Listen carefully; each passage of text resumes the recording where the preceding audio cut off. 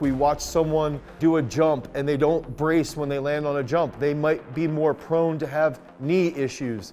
We see a heel collapse when someone's sprinting during acceleration. They likely have some needs to strengthen their Achilles. Do they have wobbly shoulders when they are doing dumbbell benches? They are lacking co-contractions in those areas, and we want to train them and strengthen them through those protocols to try and make sure that they actually have stronger tendons. I actually think I have a decent perspective in track. Well, it's in this discussion because I was trained as a thrower, as a high school shot putter. I wrestled, I played football. I got really fat in college. I got skinny, and then my wife, then we had 4 kids, so I got really fat again. My wife lost all the weight, and I kept all the weight on. And then I got into distance running to try to be less fat. So I did go through this almost like and now I've run 2 marathons, I've run a half marathon. So I've dealt with some tendon issues off of this, but also related to, I don't want to say that also related to like high force lifting with lifting very heavy weights as a shot putter, but then also looking at something like high jump or distance running. Those are contact sports. People don't realize, like, distance running itself, every single time that you're grounding is a ton of force into the ground.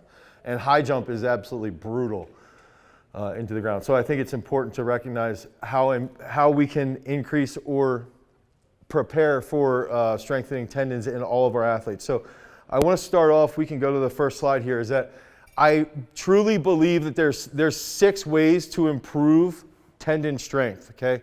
And the 6 ways are this outside of, and I didn't include on here anabolics, I didn't include possible surgeries or anything like this. This is all like what I believe. If you are a high school coach, this is what you have resourced and access to, is you're gonna have isometrics, okay? You're gonna have slower eccentrics, and we're going to go over these. You're going to have isolation movements, okay? So the dreaded bodybuilding is actually effective for tendon strengthening.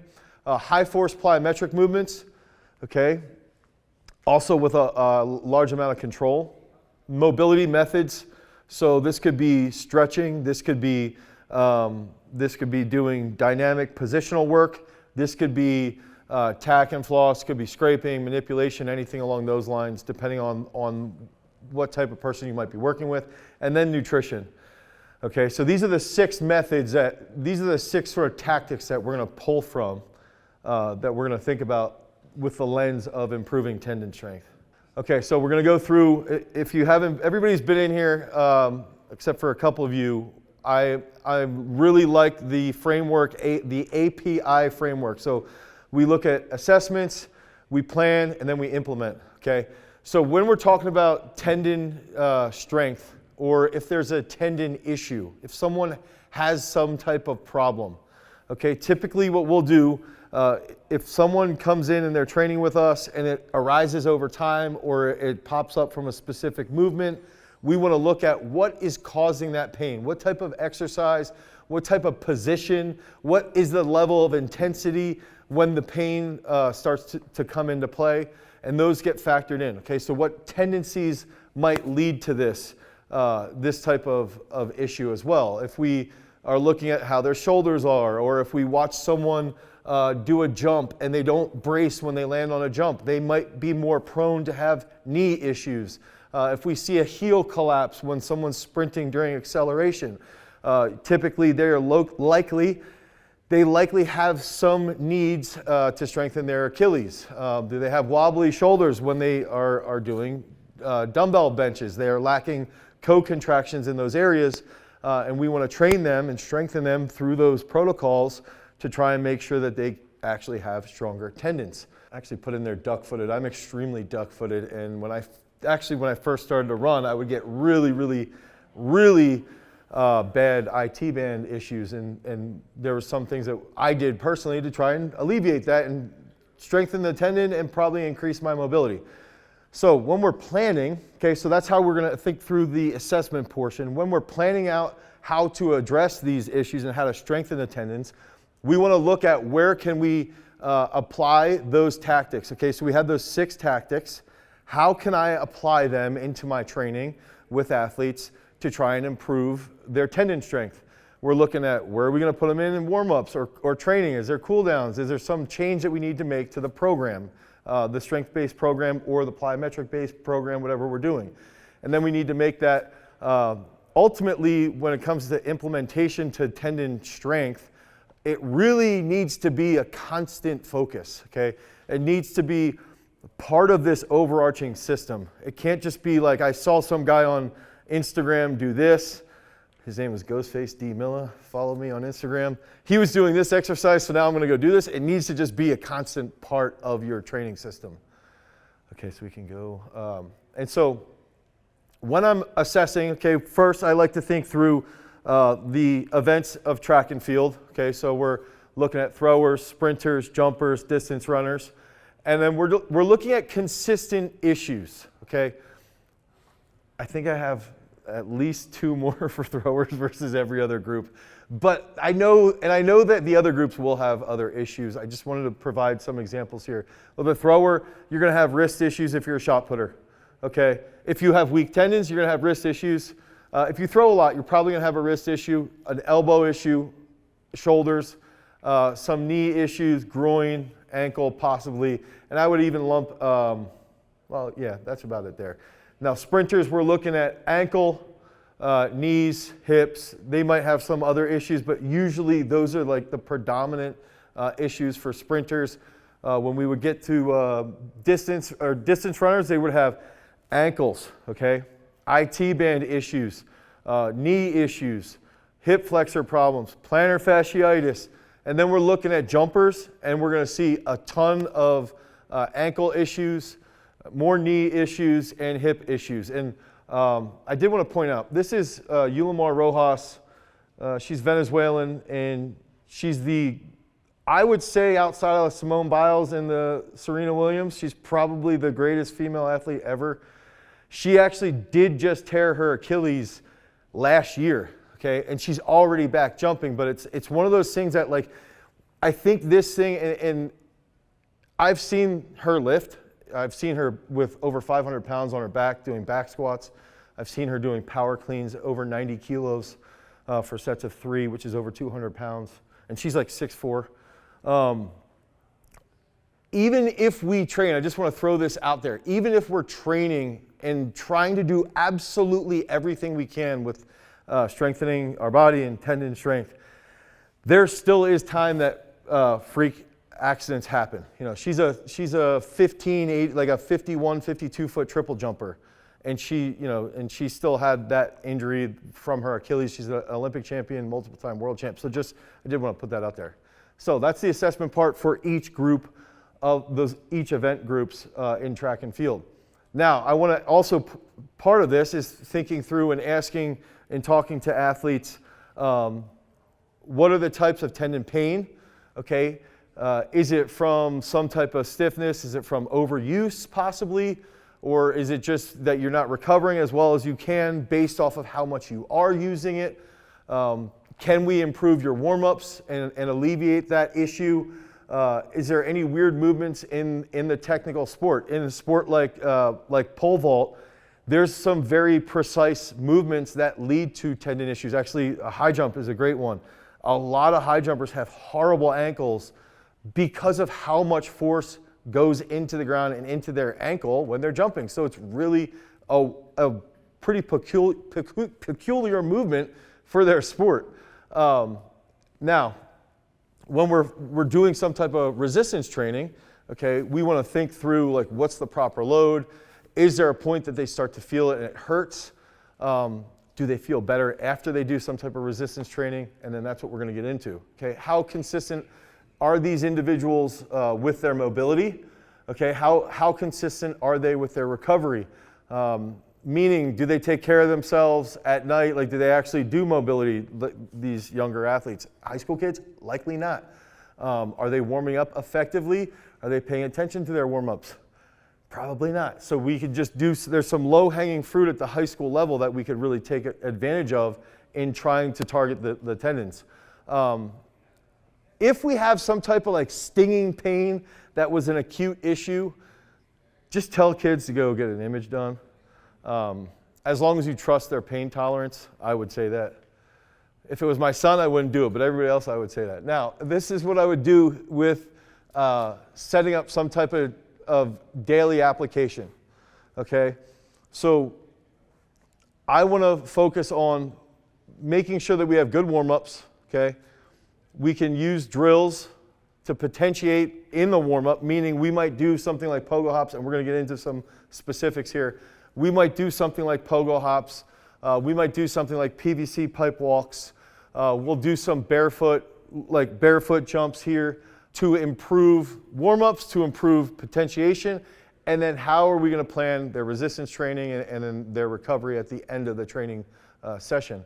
A weekly split would be focused on a daily cycle of warm-ups and focus points. And so you'll see in the, I think actually it's in the next slide, how I would set up warm-ups in the recovery based off of specific areas. So if we go to the next slide. Yeah, so right here, if we look at specifically, we're trying to plan like a whole week, or we're trying to plan a whole month of training. If we are, let's say, throwers, and throwers tend to have some knee issue, or yeah, let's say we're throwers, we've got some knee issue, we're squatting a lot. Typically what I would have my athletes do is we would do a warm-up focusing on the knee joint, okay? So we might do isometric holds against a wall, we might do PVC pipe walks, and then some type of maybe walk backwards up the steps, or backwards up a hill, or skipping backwards, or walking with a sled backwards. That's going to be a knee-focused warm-up, okay? In the lift, our lift is going to focus on the knee joint. This means we might do slow eccentrics or something like that to focus on the knee, and then in the recovery, we're actually going to focus on the shoulders. And the reason being is that the next day, we will do something that focuses on shoulder strengthening. So we want to do recovery on shoulders in day one to set up for day two, where we would do a warm-up and then a lift for shoulders, and then on day three, we're back to the knee. Okay, this is actually Haley Reichert. She was a world bronze medalist in Olympic weightlifting. She clean and jerked 110 kilos, 242 pounds weighing 107 pounds. But she has, so she had a lot of force going onto her knees, going onto her shoulders, going onto her ankle quite a bit. And sometimes she would actually have ankle issues because she could front squat over 300 pounds. She could back squat over 350 pounds. And for that frame, it's a lot of force. And so we would do a lot of mobility. Okay, we could get to the next slide. So, okay, so for planning, and I think try to remember through my previous slide, my previous presentations, I like to present you guys with everything that you can have, all the principles and tools, and then we'll apply it in the implementation part. If we're thinking about planning, okay, I like to prep athletes with very, very high volume of training. We'll do high volume jumps, we'll do high volume lifting, we'll do high volume throwing. We do a lot of, even a lot of high volume hypertrophy work. Earlier in the season, I think it's really important if we want to alleviate or prevent joint and tendon issues, if we want to prevent them during the peak period, okay, so if they're peaking at states, we need to do more work in the beginning of the year, and we need to do a lot of it so that we can prevent as many injuries later in the season as much as possible. Okay, so we'll do more low intensity jumps in the beginning part of the year. I like to do a lot of pause jumps, so jump and pause. We like to do a lot of resistance work and isometric work earlier in the year with also a lot of hypertrophy work. Quick hack to get a lot of dudes to stay in the gym. If you have a lot of high school boys, always finish your session with some bis and tris, and they will always come back for a nice lift the next day. What's up, guys? Our podcast and our channel are sponsored by our own strength training app, Peak Strength. The entire focus of Peak Strength is to provide you guys with the absolute best sports performance app that you could ever imagine. We build out the programs on the back end. We take in all of these different decisions that we learned here on site at Garage Strength so that we can then apply it to you so you can improve your training. So if you guys want to improve your overall sports performance, head over to peakstrength.app, the Google Play Store or the Apple iOS Store. Download Peak Strength. You'll get a free week of training, and then you can start getting on those gains, get those reps done so that you can become a champion. Now, let's get back to the video. Peace. Now, peaking, the cool part is if we're dialed in, we're focusing on tendon strength and tendon health and hitting the right exercises. When we peak, we'll take those exercises out because we might be 2 to 3 weeks out from peaking. We'll enable the athlete to recover a little bit more, and now their joint from their joints and their tendons from the training for the previous 10 to 12 weeks should have a bit of adaptation. And now the body starts to recover though, and we remove the hypertrophy work, and they also start to feel a lot better, and they peak better. So it also favors into our the way that we set up for the yearly plan. So I like to think about here implementation into a yearly system of training, and the big thing here is that I'm not when we're building out like the tendon strength work that we do. It's a systemic thing that we do every single cycle. And I'm in a privileged situation where I've got a lot of athletes that I train year round. And a lot of high school multi-sport athletes that train year round. And I think that, that's a benefit that I have. You guys don't have, I would assume, not as much access to year round training unless you're football coaches. So this is how we will build in. If you think back to the beginning of the presentation, we had those 6 key aspects, right? Those 6 key principles we'll build in with warm-ups. Okay, so what are we doing with warm-ups? We're going to do some type of isometric work.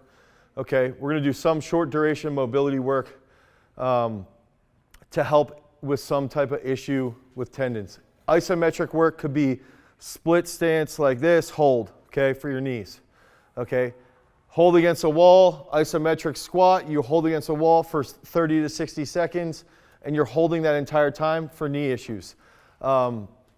Even doing heel to toe walks, something like that. Okay, that's where, and then holding in that plantar flex position. That's an isometric that's going to help strengthen the Achilles. With the technical work, that would be related to your specific event. Okay, high jump, let's say for distance work, we might do some type of drills on how somebody's striking and how they're grounding, and we might want them to pause the way that they're going to be grounding, and we want them to have better co-contractions in the knee or the hip so they ground really well. The resistance-based training is where we're going to use isometrics. We're going to use slow eccentrics. Okay, so we might go down really slow for eccentrics, and then we'll do some isolation movements. And then plyometrics is where we'll start to see more intensity.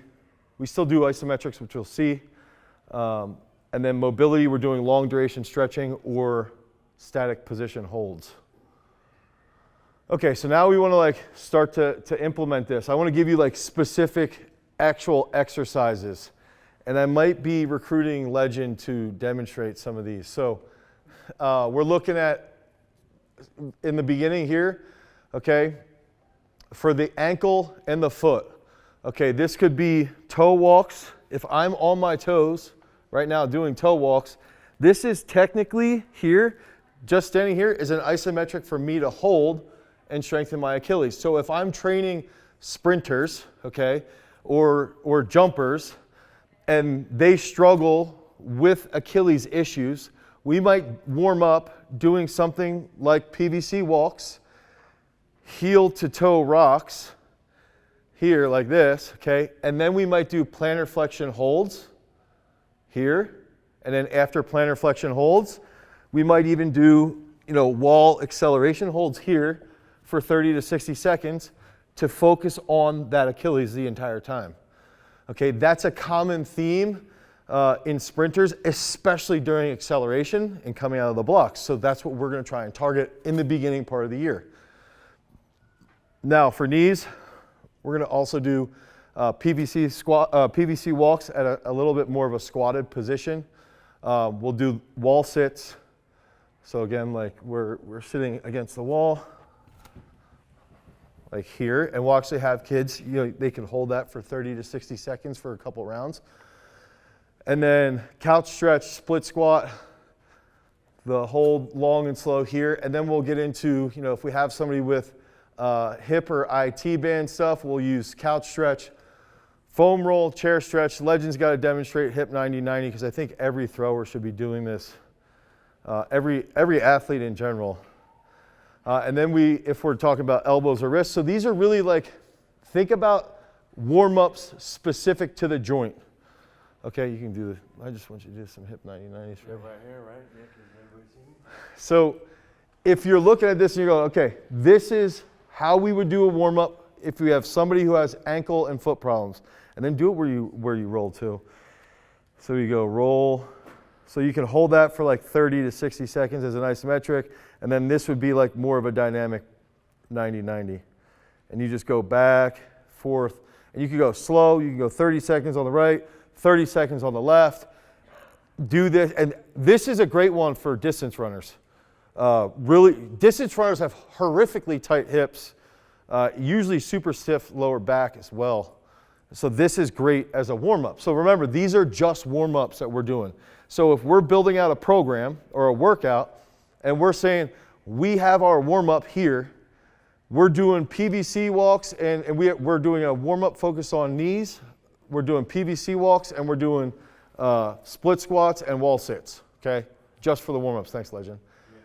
Right off the plane, PVC walks, Legend demonstrate. So he'll show us PVC walks standing upright and then give me like a quarter squat. And and this is like another one where that ankles, knees, and you'll even see some kids with like severe anterior tilt in their pelvic, in their pelvis. They'll feel this in their butt and their lower back.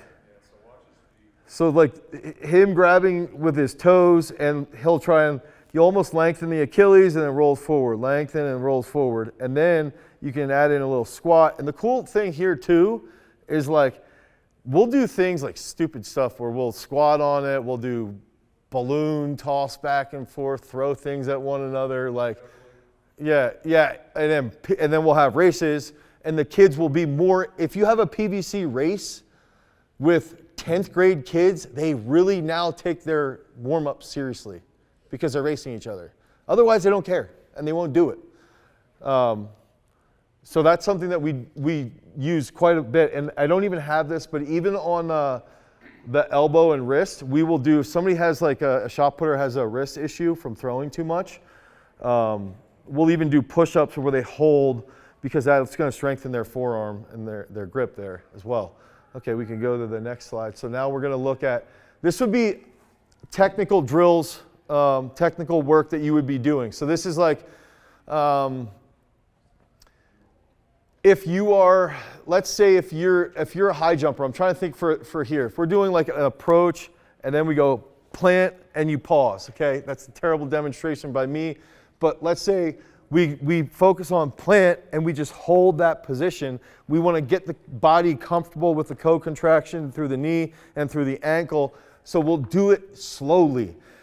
If you were in the throws presentation, we talked about doing slow drills, slow spins. The slower you can hit those positions, the more precise you can get with them. And then as over time you increase your control, you increase your ability to execute, and you can just dial up the intensity. Okay, so for knee issues, pause and hold in positions that might be painful. So if we have a thrower who lands in the middle of the circle and their right knee hurts, at the bottom of their knee here, we might have them do this where they just go, okay, enter, hold. Do that again. Enter, hold. And you try and get them comfortable entering into that flow, and you go through that slow drill, and now their technique might improve. It's the same thing I was talking about with landing when you're running. If you're a distance runner and you want to land you don't want a heel strike, okay? A heel strike can lead to a lot of severe issues for a runner over a long period of time. So we can do really slow drills to try and get the distance runner to get rid of the heel strike. Okay, so now you can use that, the technical work, to strengthen the tendon by just doing slower drills so that they execute with better technique. Okay, we can go in. Okay, so resistance training is where this is the hard part for everybody to swallow. I think the hardest pill to swallow is that the best way to strengthen your tendons is in the gym, okay? Lifting weights is really, really good for bone density and tendon health. Extraordinarily good. And some coaches will still say things like, oh, well, I don't know how much you can actually increase your tendon size. I would place a massive amount of money that the tendon of my pec when I benched 300 pounds versus the tendon of my pec when I benched 500 pounds, it was much larger when I benched 500 pounds. Like this is, they've done biopsies on these things. Okay, so that's a side rant. What we'll do in resistance-based training is we're looking at using isometrics, and this could mean pausing in positions, okay? We use slower eccentrics. You can go on PubMed and Google slow eccentric tendinopathies. It's one of the best ways for kids to strengthen their knees, for kids to improve positions. Get a kid that has bad knee pain and tell them to do a 10-second squat, and this is actually a great warm-up. Okay, I want you to squat for 10 seconds, 10 seconds down to the bottom, pause in the bottom, and then come back up. And then do that for 5 reps. 1, 2, 3, 4, 5, 6, 7, 8, 9, 10. 1, 2, 3, up. Do that as part of their strengthening, okay? And then put a bar on their back. And then put 45s on each side. And do that over time, and their knee issues start to go away. Now, they might have issues from other things start to arise, but it's a way to strengthen their knees. So, ankle and feet. I was thinking, I might have you on this one too, Legend. A lot of split squats that are unsupported with the heel. You think you can demonstrate that? With this? Yeah. So the heel will be elevated while he does a split squat, okay? So great warm up, great lift in the gym as well if you come up here, Legend. So yeah, that's good. So he can get a split squat position here, and then this is really hard. Typically we would have that on a plate. I would recommend a plate. And if he could squat a little bit and then come back up, and then back down, back up. So he's got to focus on stability in his ankle and his knee. His probably feel nice too while he's doing this. And this is a really good resistance-based exercise. Now so instead of a PVC pipe, let's put a plate there, right? And then we can hold 20-pound dumbbells. Now we're doing resistance-based training. He's increasing his mobility and he's increasing his tendon strength just by doing a unique movement of not supporting the heel. Okay, that was actually B in ankle and foot. And then we'll do tibialis curls. Okay, so tibialis curls, calf raises with isometric holds. Okay, one drill that's really fun, I almost want to make everybody do this, is if you stand against a wall and you look down and you raise your toes up, okay? And if everybody did 20 of these, by the time you're done doing 20 of these, anyone who has shin splint issues, you do this 2 to 3 days a week for 6 to 8 weeks, and it'll take time, but it will alleviate a lot of the stress of the shin splint. And if you don't, so tibialis curl, there's actually like a piece of machinery that you can use with that. For the knees, again, slow eccentrics, Spanish squats, that's like a goblet squat with a band around your knees. Pause squats, slow eccentric pause front squats, pause front squats. This is like one funny thing. Kids will say that their knees hurt, and I'll say, hey, okay, I got the best thing for you. It's called a pause, slow eccentric front squat. All of a sudden, 2 days later, the kids' knees don't hurt because they don't want to do pause front squats anymore. So it's like a really good way to get them to have stronger tendons. Leg extensions are really good with athletes that have long legs. Okay, shorter limbed athletes, shorter legged athletes, I would say avoid, or they don't really need leg extensions as much. Long limbed athletes that have knee problems tend to have really, really weak quads, and leg extensions can isolate that and help with the knee issue. It really is dependent upon the size, the limb length. But we also will do backward sled walks, backward hill walks, backward movements up the steps as well. Okay, so again, now hips, elbows, Cossack squats, that would be, we're getting here, and we have somebody who might have groin or hip or IT band issues. We want to go really slow and as deep as we can, okay, to try and strengthen that. And this is all laid out in our lift, okay? Overhead lunges with a slow eccentric, curtsy squats. That would be like if I'm here and I come like this, okay? Oh, I'm so stiff. Oh my God. Side band walks here and try and pause on one leg to help improve the strength and mobility of your hips. Okay, and then resistance work would be forearm rollers, bicep curls, slow eccentrics for curls here. A lot of throwers, a lot of athletes that do pressing movements, wrestlers even, will have pretty bad elbow issues from time to time. Baseball players as well too. Now, I wanted to share this because we do, when someone has issues with their tendons, right? We'll try and take them through this protocol, which is it's called the 5S protocol. So we'll do jumps. Okay, so let's just pretend I'm jumping on a box right here, okay? If I want to do a slow jump and we want to make sure it's okay, and this is also a great teaching tool for young athletes. We can do slow jumps where we're here and we jump and we just take our time. Jump, take our time, okay? Stop jumps would be here, boom. A little quicker, but we have a little bit more of a clear stop. Stutter jumps are exactly what Sam just did, where we go boom, boom, up, up, up. Okay, so we do like a double bounce. And then we get into fast speed jumps and then sport specific. I want to wait till we go back. And the reason why I'm showing this to you is because right here is like a stutter. Is because it's showing control and it's showing us that if we have an athlete whose heel drops when they're in acceleration, like we mentioned, or they plop when they jump, put them through this protocol, and when they do the stutter steps, it's going to take them some time, but they'll actually figure out how to prevent that from happening, and they'll have better coordination in their tendon. And that's one thing there, is that we've got to strengthen their impulse and their reaction through these drills.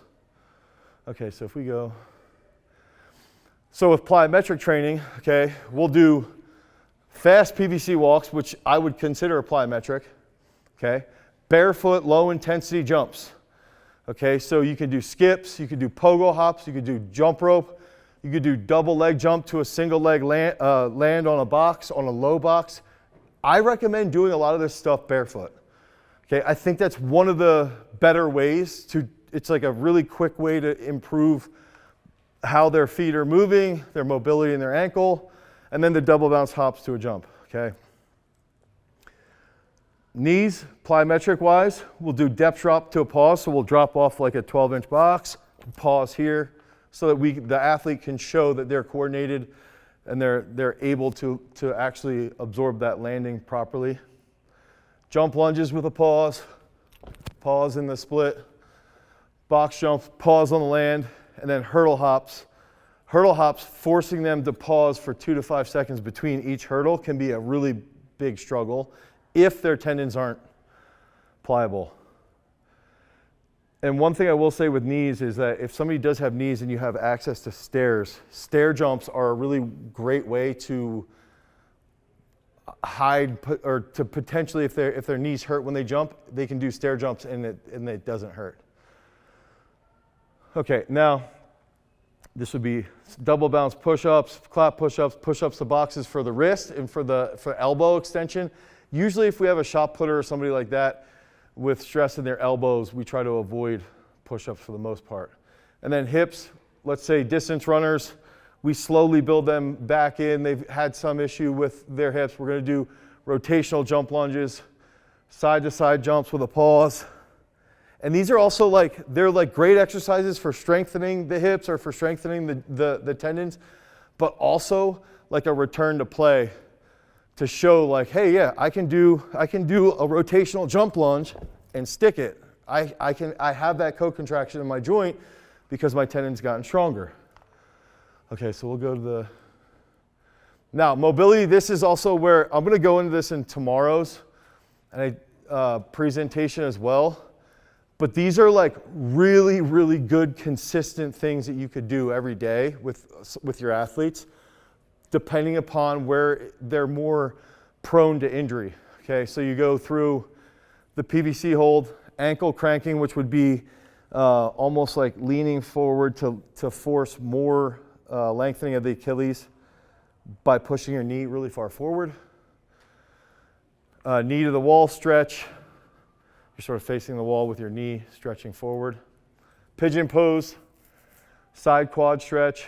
These are all like great exercises that could just be in every single day's mobility, warming up and for recovery at the end of the workout. Yeah, next slide. One thing I did want to say there was like a real simple way to increase athletes that have hip issues and ankle mobility is like just force them to sit in a squat. Like sit in a squat for 2 minutes and then stand up. Try not to black out when you stand up, but then do that again. And that all of a sudden their hips get more mobile, everything lengthens, and when you have a muscle belly lengthen, the tendon gets stronger.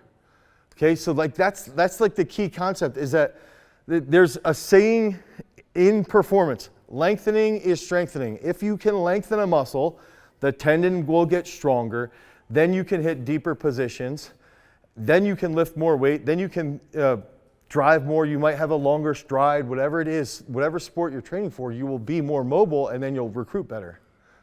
Okay, now, did we go over, what was the last one? Okay, we did do this one, sorry. Okay, so the foundations, this is where I do think nutrition can have an impact on tendon strength and on your overall well-being.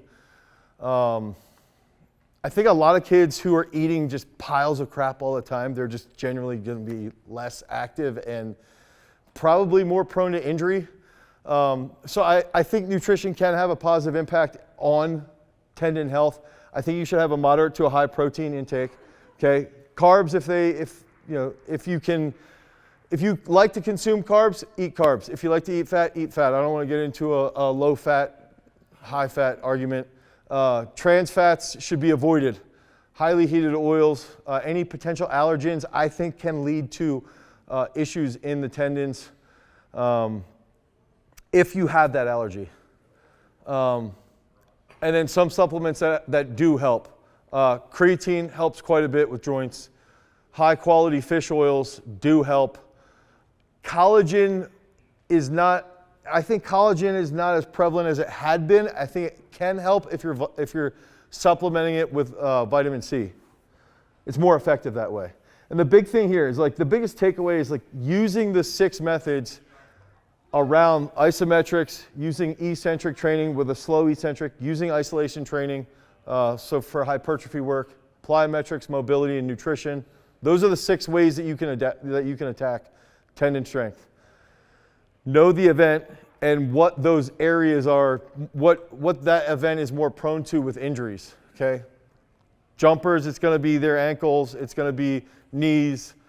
Throwers, it could be shoulders, lower back, and knees. And know that we have to focus on improving that tendon health to prevent those injuries. And then know the strategy to use at what point in the season. High volume earlier in the year, back off later in the year so that they can recover for a big peak. And then you implement that over a long period of time.